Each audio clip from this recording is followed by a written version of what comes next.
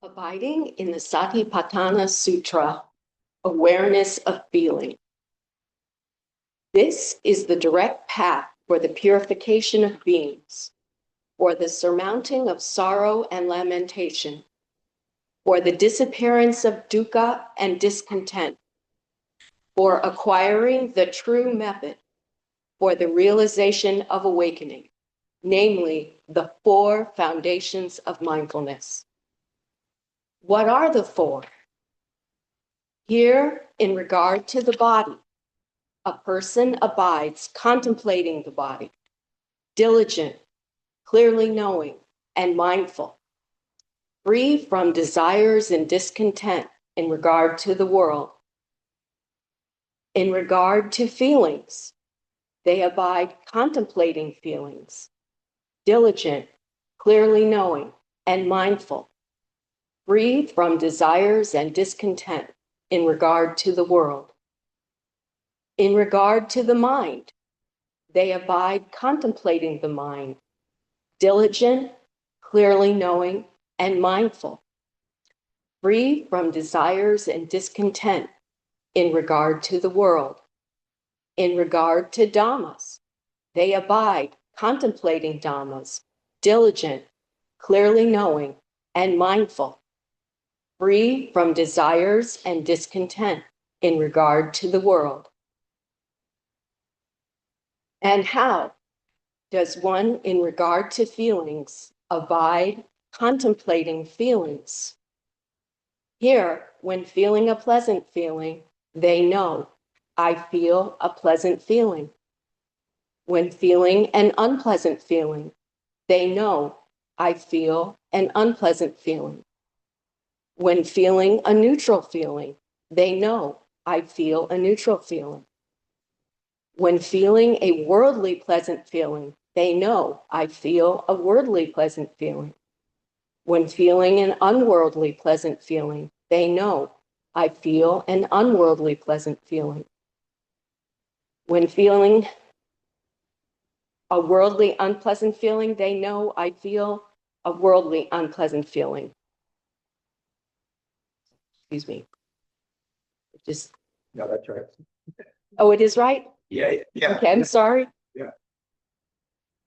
They know I feel a worldly unpleasant feeling. And when feeling an unworldly unpleasant feeling, they know I feel an unworldly unpleasant feeling.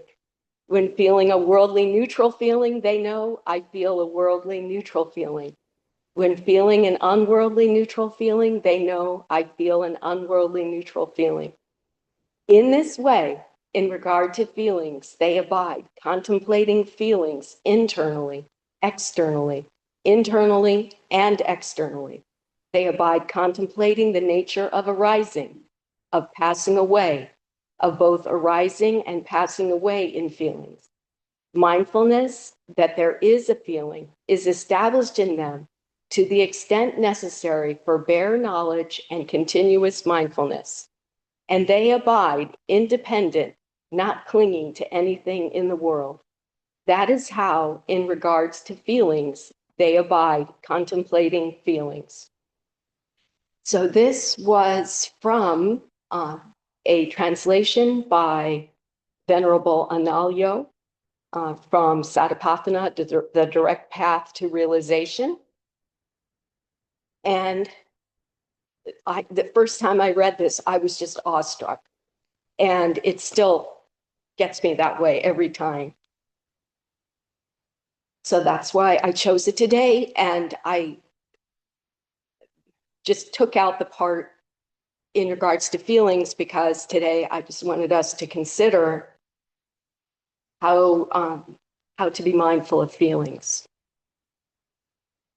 So in kind of deciphering this profound teaching, I thought it would be important to think about all of the vocabulary involved. And I'm going to rely on what I took from Analayo and realize that my understanding of what he said might be imperfect, but give it the best shot I can. So first of all, in regard to dhammas, in this case, it means psychological and spiritual laws of how our minds work and how the world works. And then the next important word I thought here was the word abide. So we are to abide, contemplating feelings. So to think about what that means, as I was looking at the different definitions of the word abide in English, one of them is, I can't abide by that. Like, if you don't like something, you can't abide by it. You just sort of reject it.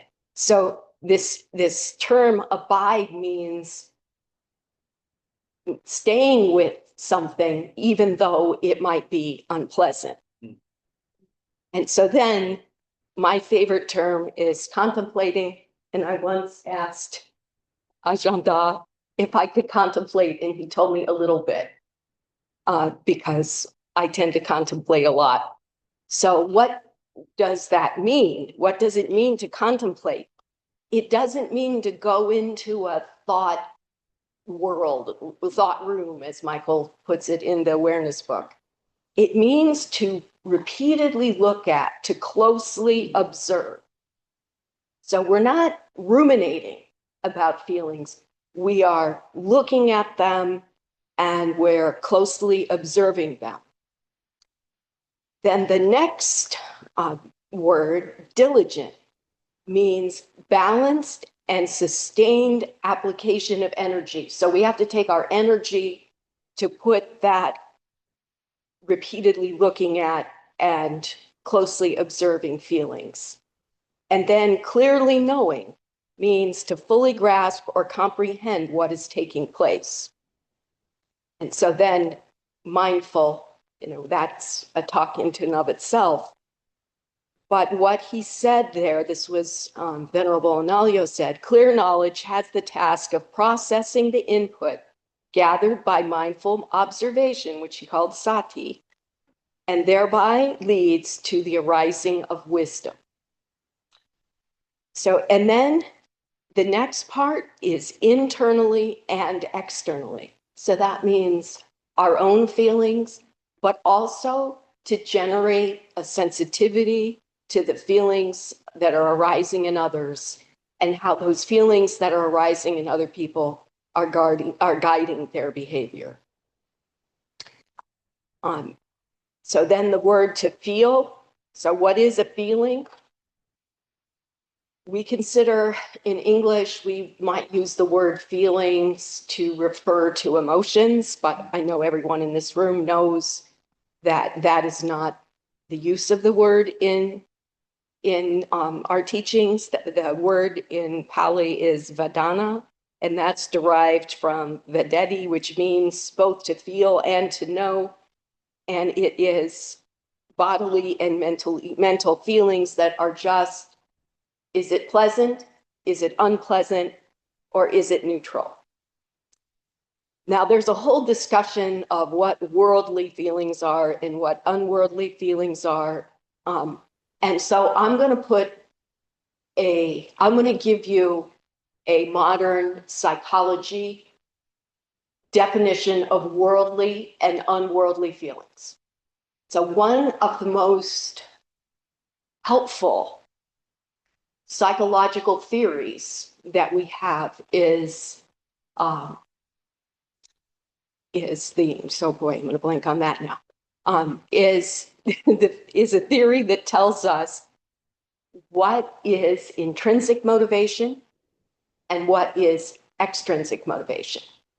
And what this theory has shown is that when people are extrinsically motivated by sort of superficial rewards, that those rewards, it's called self-determination theory, those rewards don't really guide their behavior in a productive way, and they don't really lead to well-being. What really leads to well-being is being internally guided, I think, by rewards that involve development of the person. I'm not going to use the word self. I'm going to use the word development of the person. So unworldly feelings would be those associated with joy in meditation, joy in personal growth, joy in giving to others. And then we could have, then you could say, well, what are unworldly, unpleasant feelings? It's important to recognize that without unworldly, unpleasant feelings, we would have a hard time functioning well. And I think I would include on that an unpleasantness that goes along with the emotion of moral shame. You know, if you have done something to hurt somebody, and either inadvertently or on purpose, I would consider the unpleasantness associated with those emotions to be an unworldly, unpleasant feeling. So how do I apply this to myself? I try to be aware of the arising of pleasant, unpleasant, and neutral in a moment way in my life, because that is how I try to catch thoughts that might be unskillful before they become unskillful actions.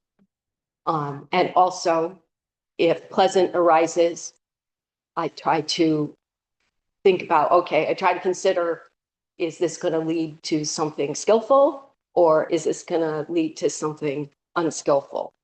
And then if I think it's going to lead to something skillful, I try to use that as to cultivate that pleasant. If it's going to lead to something unskillful, I try to turn away from it. So that's mindfulness of feeling. And then I also have for you a practice having to do with mindfulness of feeling that you could do this week if you want to. And that is just summarizing that a feeling is an automatic reaction to something or someone that you contact. Feeling reactions range from pleasant to neutral to unpleasant and can be strong or weak. And so what are some ways to abide in mindfulness of feeling? So remember, abiding means we're just staying in this place of mindfulness of feeling. So in the morning, set an intention to be mindful of feelings for the day. Well, as the sutra said, when feeling a pleasant feeling, know what you're feeling.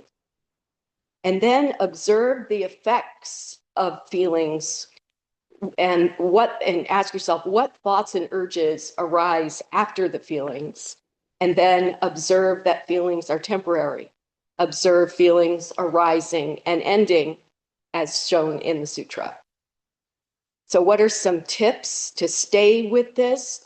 And the main one, as Michael said in the awareness book, is to stay curious. Notice that some feelings are hardwired and others are habits. Some reactions that you have to things are reactions that would be kind of universally present in all humans. And then other reactions that you have to things are the reactions that you've acquired. And so and understanding that can help you interpret the informational value of feelings. And so also, feelings practice can assist with awakening, because through feelings practice, we can learn not to identify with feelings. Feelings are automatic, like generated either from habit or from something deep within the human psyche that we're born with. So they're not something that I own, not mine. I didn't create it, right? And I don't control it. Now, you might say, well, you don't control your feelings. Is that really true? So I think we don't control the initial arising of our feeling, but we can control the actions that may result from a feeling by applying mindfulness. And then also, like, I notice that with some of the people in my life, some of the things they do may cause an unpleasant feeling to arise in me. And so I will note it, and then I will look at it and say, okay, what habit created that response to that person? And so as I look at what created that habit, then instead of allowing that habit to keep cycling in samsara over and over again, I can say, instead, apply compassion to how I see that person. And so through noticing, especially unpleasant with respect to those around us, we can undo that conditioning that can lead to us not being able to be a loving presence to those in our lives. So just to summarize then, why is abiding in mindfulness of feeling beneficial? By mindfully observing your reactions, you can consider whether they are giving you helpful information. Sometimes it could be helpful, like the smell of smoke in here. We wouldn't want to just let it arise and pass, right? We'd want to say, oh, well, it's unpleasant. We need to go do something. In the absence of mindfulness, people automatically think and act based on automatic feelings. Thoughts that arise from unmindfully feeling can be a source of suffering. So when a person is in autopilot, pleasant feelings lead to desire-based thoughts and urges, and unpleasant feelings lead to thoughts and urges to avoid. Urges may result in then unskillful actions, unskillful thoughts, and urges lead to suffering. So there is this path from feeling to thoughts to urges, or as Michael gave his blessing to this handout, I think I can represent. He said to realize that Wangpo Tien taught that a lot of our suffering is due to the proliferation of thought, and that can begin with feeling. So if by starting at that first step in the chain, looking at feeling, we can avoid or learn over time to avoid a lot of suffering. So how was your practice today? I had a very pleasant feeling listening to your speech. Good. Thank you. I practice and teach in quantum school of Zen, and they don't talk about that. And I think this understanding the distinction between feelings is what a word means in Buddhism, and emotion is very important. That initial unpleasantness, recognizing that, as you say, if you're there at that level of your experience, you don't have to react to whatever comes next, or it shuts off that process. And I love how you actually have something you can do. You have a practice that. And you already do this practice, though. Well, my understanding is that eventually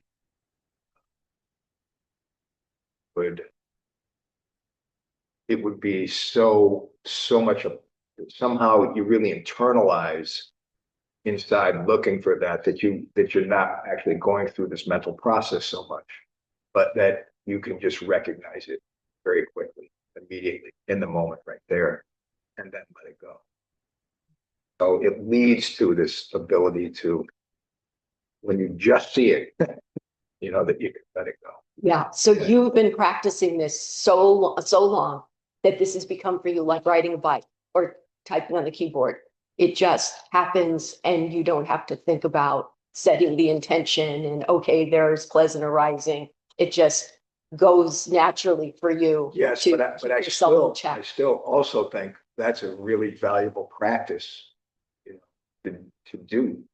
I've never actually, woken up and saying, today, I'm really going to set my mind on really noticing unpleasant. But I still think that's a really valuable thing to do, because the tenor of it being pleasant, unpleasant, or neutral comes before I like it or I don't like it. Right, because that's a thought. Yeah. The next step is, after that, you have some kind of opinion about it. somehow, this dualistic thinking. I like it or I don't like it. And then you have, I want to hold it or I want to push it away. Yeah, and that whole chain.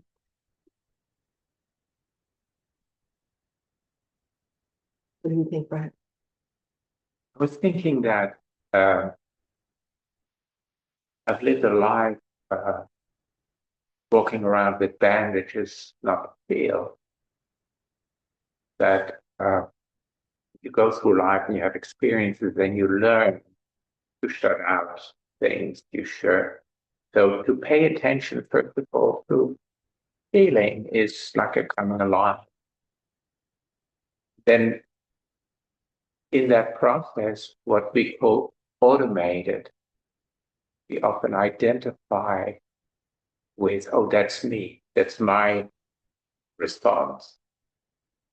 But that's actually phenomena taking place that are habit formed, that are sometimes maybe habit formed in our evolution, in our genetic passing on.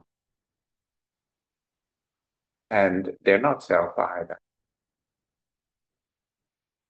But it allows you a freedom to actually feel your feeling, meaning to sense and say, I'm open to this phenomenon, I'm open to that, and abide, I can live with that, I can let it, I don't have to push it away, I don't have to suppress, I don't have to do anything with it. And so the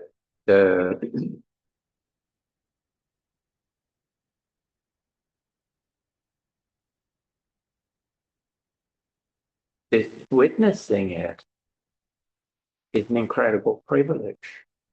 It's not something that we have forced to do. I have to witness this. I have to. Oh, it's actually where life happens, where we can see the poetry and the magic and the terror arise and be alongside it and say, this is Dharma. This is what we had to practice. It kind of gives a lack of fear if we do that. I find, talking about really my meditation today, where I felt very, very free and very, very light, this incredible quiet, and some phenomena coming in and pushing against some story, and the story, it's pleasant and this is unpleasant, but it's just actually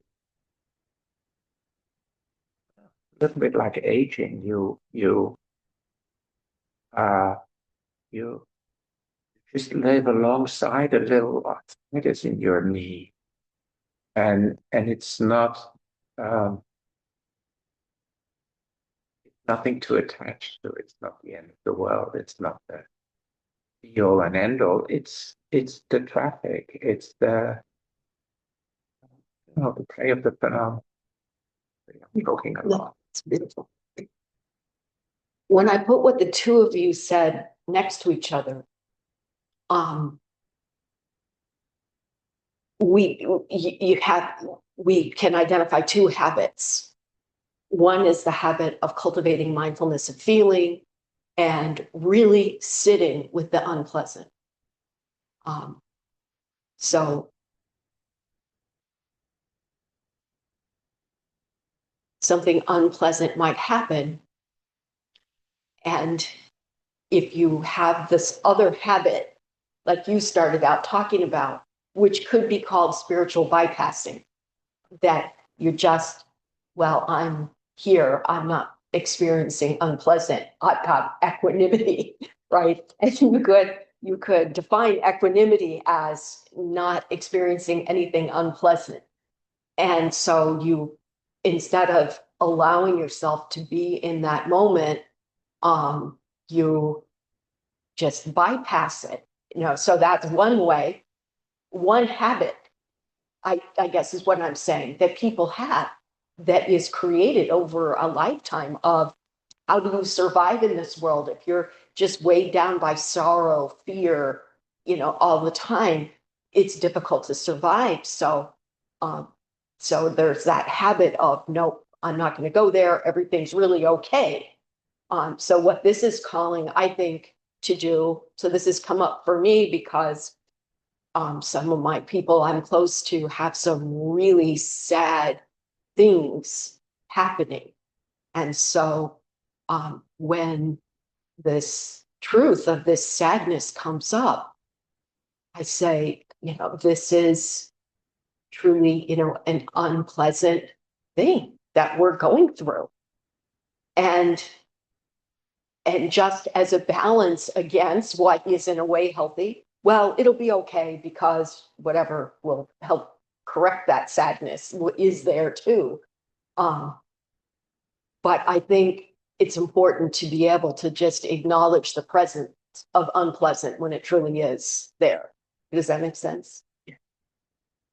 The incredible stream of phenomena that we can witness, that we can experience, that surpasses the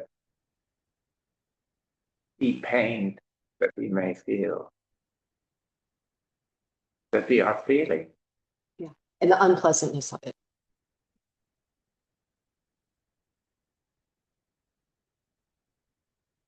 Go ahead. Just quickly, this was excellent, and I realized a lot of things and had thoughts about this, many different ones, but one in particular is that I notice in myself, it's the negative feelings that get noticed and then need to be attended to, and that I'm spending little time noting, oh, this is a positive feeling. So it just seems, I'm realizing in myself, what I notice is what's not right. Negative emotional feelings, worldly or unworldly. That was another question I had. Worldly versus unworldly. I guess unworldly would be anything related to our practice. And morality, a self-judgment in some way. I think I notice one time I do, my mind notices pleasure is when there's worldly pleasure. Oh, I really want that. Oh, how come they got to go there? And it notices wanting, or this sort of thing, and just when this is the last thought, when you say observe the effect, what thoughts come, and Frank said the stories that are attached to that feeling and your reaction. Sometimes they are really painful and we don't want to look at them. So sharing what's gone through my mind, and I thank you so much for your. And I am just so grateful for you that you brought this up, because this was in my mental notes to talk about. But I should have made more notes actually on the paper so I wouldn't forget everything. So I'm really glad you brought this up. So when I work with people who have depression, the first skill that I teach them is mindfulness of positive feelings. And so you are absolutely right that being mindful of positive feelings is just as important as being mindful of unpleasant. That, and even, if a person is going through a point where everything feels unpleasant, one practice to help that is to create what I call a self-soothe kit, where you have just different objects that you associate with pleasant, and just have a few minutes of practice relating to that and being mindful of pleasant. And then as a way of training yourself to be mindful of pleasant throughout the day, so that at the end of the day, you don't say, all I had today was unpleasant.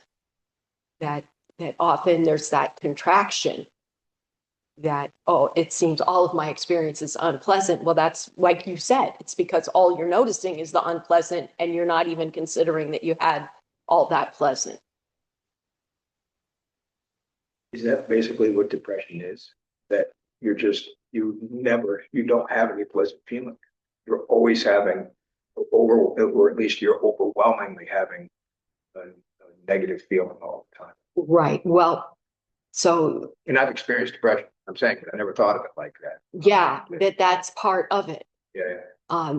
But many people who have depression have a few minutes each day where they're not as much experiencing unpleasant. So if we can build on that, right.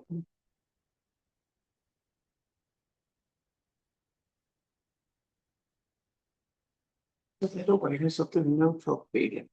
Oh, so I leave that up to you. So what I've seen about that is that neutral feelings associated with delusion. And so I don't know the answer. So, that neutral feeling is some sort of misconceptions or just the way we might view things. I don't know. Is it maybe I don't really recognize a neutral feeling until I wake up and realize I've been ignoring something or some situation or some person. Maybe because you're going to ignore things that you just. But it's also the reacting to the strong signals, and we have this whole field between pleasant and unpleasant. We have this that we don't pay attention to, that we just, that's not important. We can ignore it. So if I'm daydreaming or spacing out all the time, kind of indicative I'm having a neutral feeling to like whatever's going on. Just trying to, I'm ignoring, my actual experiences right now. Right. Okay. So that may be why it's connected to delusion. Yeah. That may be why. Yeah. Because on mindfulness, autopilot, yeah, being neutral. Yeah, that sounds good.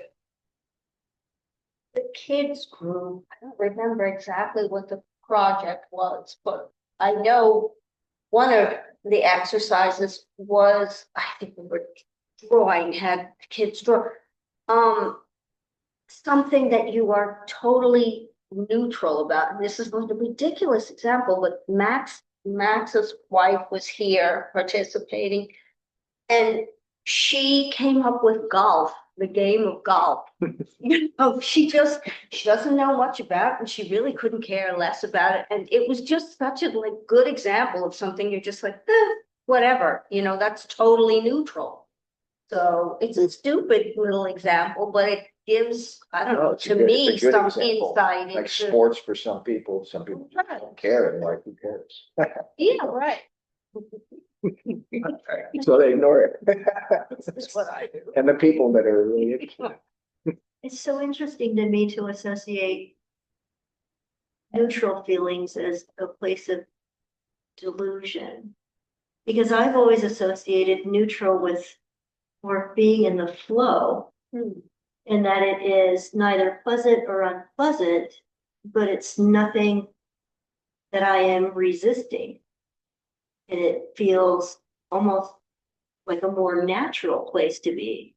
So it seems like a healthy place to be instead of a place of delusion. Because I think of delusion of something like I'm deluding myself in thinking that if I cling to this or if I have this, it's going to bring me something. Delusion is like a cloud.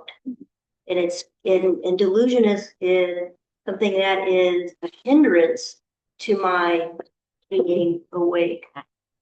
But if I'm in a place where I'm in the flow of not resisting, like coming in here and opening up the center, I turn the lights on, I sweep the floor. All of that feels like flow in a place that's neutral. It's not like, oh, I have to sweep, or oh, it's just this zone. And so I'm gonna have to think about that, because there's so many times where in life I feel like I'm in this very neutral place where I'm not resisting, I'm not pushing or pulling, but it doesn't feel delusional. I feel very much present in it. I don't know what. Okay, excuse me. So I can give you one response. And again, I don't know if it's correct, but what you're experiencing, I would consider to be joy. So I don't know that it's neutral. So it's okay to be, It's equanimity. yeah, it's okay to be joyful, right? Buddha was joyful. And so by coming in, sweeping, and you're joyful, it's not like you're clinging to sweeping. It's okay to be, So our feelings are the sense perceptions of the little warning thing. Eat raspberries, they're good for you. And stay away from the fire. That's bad. These are sensations that are very intense. The neutral, if you scan our body, we notice discomfort in certain areas, we notice pleasantness in other areas, and then we're not open to what is really not giving a strong signal, but has just the beingness, neutrality. And if we scan our body, we can actually be aware of, oh, I can sense my toes if I work on it. The signal's not very strong, only in two. The other three are also there. It's like it has no clinging, it has no aversion, but it's still present. So I kind of, yeah, there's an equanimity about that, but there's also a not knowingness about it. So it hangs between the two, and it's good to know them. Equanimity is a natural thing. It is. Your mind is complete, and like you say, mind is clear, and you're experiencing the physical action of what you're doing, but you're experiencing it clearly, but you're not having necessarily some kind of strong reaction of pleasant or unpleasant. Yeah. Or this place, kind of vague place in the middle where let's say you're having a reaction of you don't care. Yeah. Or you're not paying attention, or you're not concerned, or Yeah. Yeah. But equanimity is one of the, if you do concentration practice, it's one of the things that happens somewhere around the second or third jhana, where you're not having a strong reaction to pleasure. okay, so I'm just going to present the balanced view. Yeah. Fortunate said 3 years of practice. He said 3 years of practice and you're going to see results. And this is my 3rd year of this Mahasati practice, and I do experience a lot of equanimity now. So the balanced view is, I think there are paths to equanimity that don't necessarily involve jhanas. Right. Absolutely. And this practice, I think, can get people there. Yeah. Okay. And so I'll just close by saying this, because I should have put this on my notes, but what this practice does for me is when unpleasant arises, it's in my arms. and I can sit with it until it passes away. And so that's why I think it's same with pleasance, some sort of passion that wouldn't be skillful, just sit with it until it passes away. And so I think that for me, I'm kind of a physically active person. So this practice really does help deal with those feelings very well. Okay, so we have questions for Michael next time he's here. Thank you. Thank you. Thank you.